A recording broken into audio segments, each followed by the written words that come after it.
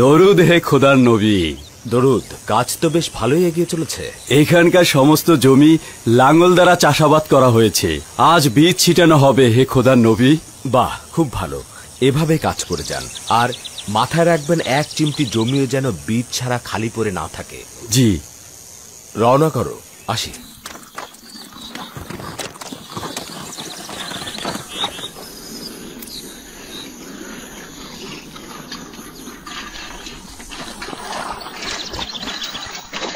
এত যে গুদাম তৈরি করছো, কত সংখ্যক গম সঞ্চয় করবে? মিশরের জনগণের 7 বছরের শীষসহ গম এখানে জমা হবে, কেননা মানুষের পাশাপাশি জীবজন্তুরও খাদ্যের প্রয়োজন হবে। ইউজারশিপ তো সবাইকে নিয়েই মজা করছে। গমের শীষসহ কেউ গম সংরক্ষণ করে নাকি? দূর, কি শুরু করেছো তোমরা? হ্যাঁ, কি শুরু করেছো?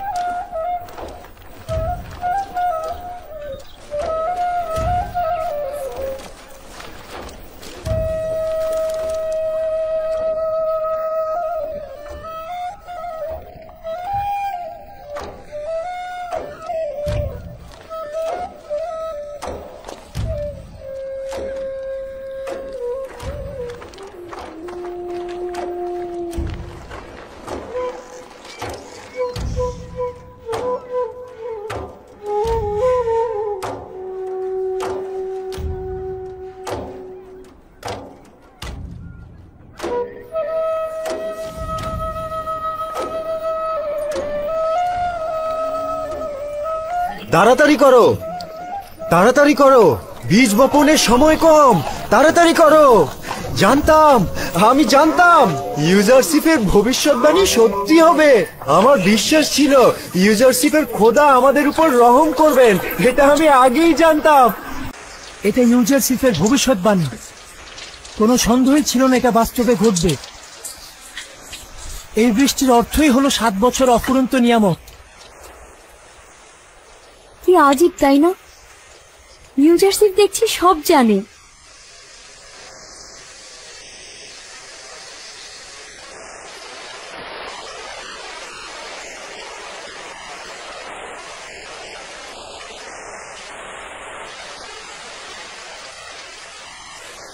ইউজারশিপ কি করে এতটা আত্মবিশ্বাসী হয়ে বলেছিলেন আমাদের মিশরে 7 বছর অফুরন্ত বৃষ্টি হবে?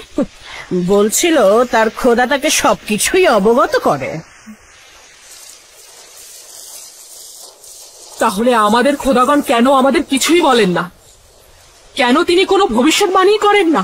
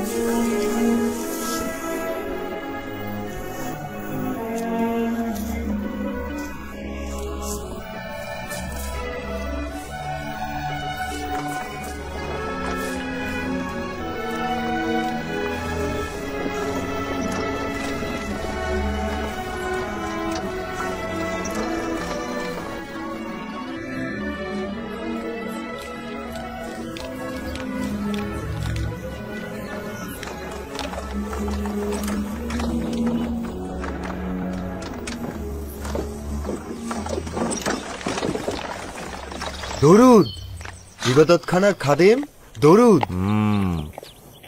দরুদ তোমার উপরেও। নিজের গমগুলো অন্যকে দিতে যাচ্ছ? জি, দুর্ভিক্ষের জন্য জমা করতে যাচ্ছি। কোথা থেকে জানলে যে দুর্ভিক্ষের সময় ইউজারশিপের হুকুমতে এই গমগুলো তোমরা ফেরত পাবে? তা তো আমি বলতে পারি না, লোক বলল তাই যাচ্ছি। তুমি যদি গমগুলোকে নিজের হেফাজতে রাখতে তবে দুর্ভিক্ষের সময় নিজেই আরামে থাকতে পারতে। ইউজারশিপ ইনসান হিসেবে ভালো, আমি নিজেও তাকে বিশ্বাস করি। ইনসান সংকটের সময় নিজের আসল রূপ জাহির করে। এখন নিয়ামতের সময়কার ইউজারশিপ আর দুর্ভিক্ষের সময়কার ইউজারশিপের মধ্যে পার্থক্য তখন টের পাবে।